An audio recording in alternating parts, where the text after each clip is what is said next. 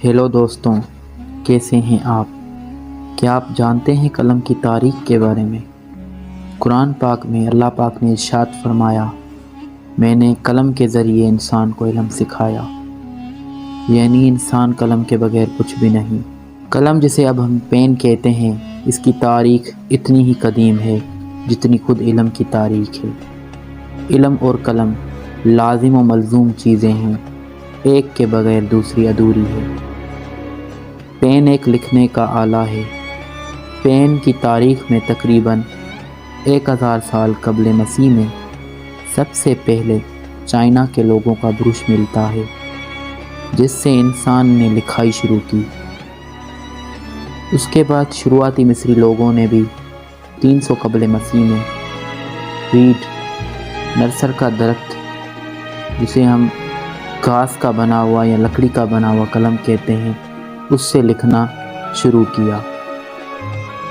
مگر اس تاریخ کے ساتھ ساتھ کچھ مورخوں کا لکھنا ہے کہ اس سے پہلے بھی پرندوں کے پنکھ سے لکھنے کا عمل شروع ہو چکا تھا، جو دنیا کے کئی حصوں میں رائج بھی تھا، اور باقاعدہ طور پہ اس پنکھ فیدر کے بنے ہوئے قلم، جس کا ذکر ST آئیسوڈور آف سیویلیا کی تاریخی کتب میں بھی ملتا ہے کہ تب کوائل پین، پنکھوں کا پین استعمال ہوا، اور اس پنکھوں سے بنے ہوئے پین نے انسان کو بہت راحت آسانی فراہم کی لکھنے میں اور لکھی ہوئی چیزوں کو پڑھنے میں۔ یہ پنکھ والی پینیں 19ویں صدی کے بیچ تک یورپ میں استعمال ہوتی رہیں، اور جب تک ہوتی رہیں جب تک دھاتو سے بنی ہوئی پین نہ آ گئی، لیکن آہستہ آہستہ دھاتو کی پین نے اس کی جگہ لے لی۔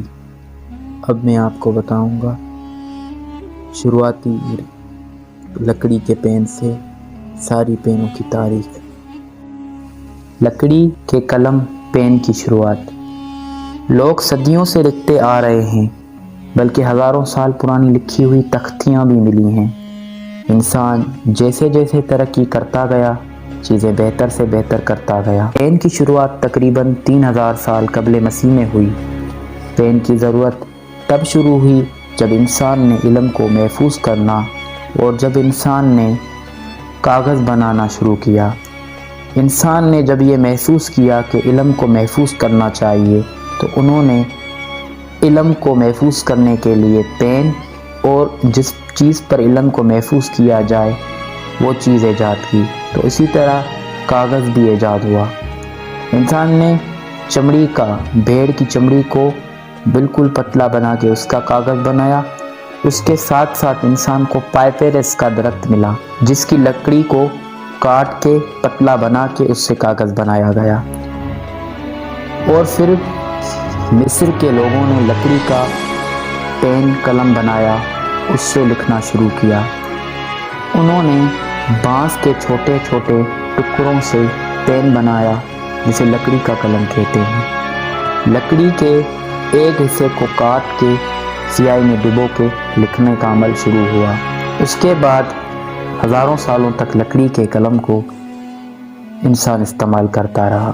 ہزاروں سالوں تک لکڑی کے قلم کو استعمال کرنے کے بعد سیفائل اسپین کے شہر میں کوائل پین پرندوں کے پروں سے بنائی گئی۔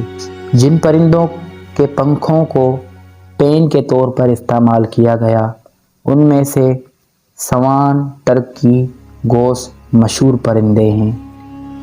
ان پرندوں کے پنکھوں کی پین، جسے ہم کوائل پین کہتے ہیں، ان میں بھی 2 قسم کی پینس جو ہے بہت زیادہ مشہور تھیں۔ ان میں ایک جو سوان کے پروں سے بنائی جاتی تھی، جو بہت زیادہ قیمتی تھی۔ دوسرے سستے پین تھے جو گوس کے پروں سے بنائے جاتے تھے۔ پنکھوں کے پین کو بنانے سے پہلے پنکھوں کو سکھایا جاتا تھا تاکہ اس میں جو بھی آئل وغیرہ موجود ہے وہ ختم ہو جائے۔ اس کے بعد اس کے نیچے سے کاٹ کے اس کی نوک بنائی جاتی تھی۔ پھر اس نوک نب کو سیاہی انک میں ڈبو کے پنکھ کو تھوڑا زور دیا جاتا تھا، تو انک سیاہی اوپر پنکھ کے پائپ نما حصے میں جمع ہو جاتی تھی۔ لکھنے کے ٹائم یہ سیاہی تھوڑی تھوڑی نیچے آتی جاتی تھی اور لکھائی شروع ہو جاتی تھی۔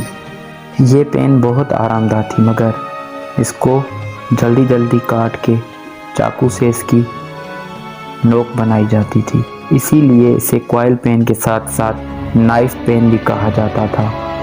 اور پنکھ والی کوائل پین سے پہلے لوگ تقریباً لفظوں کو بڑا بڑا کیپٹل لکھتے تھے، مگر جب کوائل پین ایجاد ہوئی تو لکھائی رائٹنگ میں بھی کافی بہتری آئی، چھوٹے لفظ اسمال لیٹر بھی لکھنا شروع ہوئے۔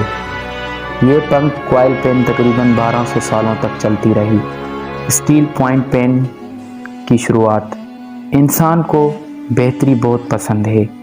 وقت کا بچانا انسان کو نئی نئی ایجاد کی طرف لے گیا۔ اسی طرح 1822 میں جان مچل برمنگھم سے انہوں نے مشین پین بنانا شروع کی جو اسٹیل سے بن رہی تھی۔ اس پین میں اس کی نوک اسٹیل سے بنائی گئی تھی، جسے سیاہی میں ڈبو کے لکھا جاتا تھا۔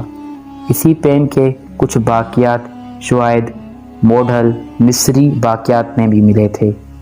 فاؤنٹین پین کی ایجاد۔ اسٹیل پوائنٹ پین سے لکھائی تو تیز ہو گئی تھی، مگر انسان پین کو انک سیاہی میں ڈبو کے اکتا گیا تھا، اسی طرح لکھنے سے تنگ آ گیا تھا، اور یہ اکتانا اور تنگ ہونا انسان کو فاؤنٹین پین کی طرف لے گیا۔ فاؤنٹین پین ایک رومن شخص پیٹراچی پوٹیارو نے 1827 میں ایجاد کی۔ اس پین میں ساتھ ہی ہینڈل میں ایک سیاہی کا پائپ لگا ہوا تھا، تو اسے بار بار سیاہی میں ڈبونا نہیں پڑتا تھا، مگر یہ پین نقص شدہ ثابت ہوئی۔ کبھی تو سیاہی بہت زیادہ آ جاتی تھی، لیکن کبھی تو بالکل نہیں آتی تھی۔ اس طرح پورے صفحے کاغذ خراب ہو جاتے تھے۔ 1884 میں لیوس ایٹس واٹرمین نے فاؤنٹین پین کا ایک نیا ماڈل بنایا جو 3 حصوں میں سیاہی نوک نب تک پہنچاتا تھا۔ یہ ایجاد کامیاب ہوئی اور لکھنے میں بالکل صحیح پین ثابت ہوئی۔ پین کو کہیں بھی لایا اور اٹھایا جا سکتا تھا۔ اس کے بعد 20ویں صدی میں فاؤنٹین پین طرح طرح کی تبدیلیوں سے گزری، جس میں لکڑی، پلاسٹک، دھاتوں کا استعمال کیا گیا۔ فاؤنٹین پین میں بال پوائنٹ پین کی ایجاد۔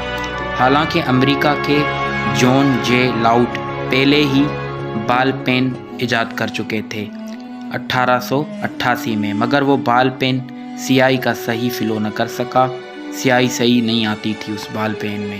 اس کے بعد ہنگری ملک کے جرنلسٹ لیزلو بائرو، جو ارجنٹینا میں رہتے تھے، انہوں نے بال پین کی نئی ڈیزائن پہ کام شروع کیا۔ لیزلو جرنلسٹ تھے، اس لیے وہ صفحوں پہ انک کے دبوں سے اچھی طرح واقف تھے، اسی لیے سیاہی کو جلدی خشک کرنے والی پین بنانے پہ کام شروع کیا۔ اس نے ایک دھاتو کو چھوٹا بال بنا کے پین کی نوک پہ لگایا جو گھوم سکے اور گھومنے کے ساتھ ساتھ تھوڑی سی سیاہی چھوڑتا جائے۔ جیسے ہی وہ دھاتوں کا بال پین کی نوک پہ گھومتا تھا، سیاہی تھوڑی تھوڑی نیچے آتی جاتی اور لکھنے کا عمل شروع ہوتا رہتا، اور اس طرح بال پین مستقل لکھنے کے لیے شروع ہو گئی۔ اور یہ ایجاد 1943 میں لیزلو اور اس کے بھائی نے کی، اور یہ پین بائرومس کے نام سے مشہور ہوئی۔ یہ ایک بہت بڑی کامیابی تھی، اور اس پین کی ایجاد کی ڈیزائن مالز پچ نے 1945 میں خریدی، اور اس کی کمپنی نے پوری دنیا میں 100 ملین بال پین فروخت کی۔ بال پین ایک عظیم ایجاد ہے جو آپ میں ہر کوئی آج استعمال کر رہا ہے۔